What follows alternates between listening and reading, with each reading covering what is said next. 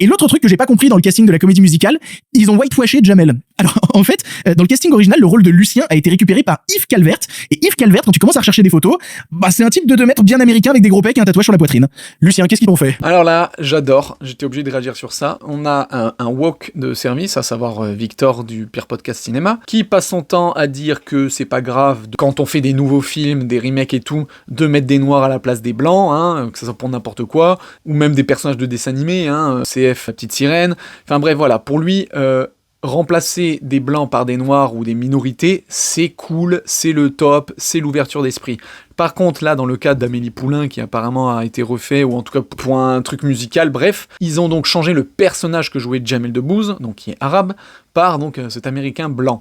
Et là, ah bah tiens, ça, il y a un terme tout spécifique, le whitewashing.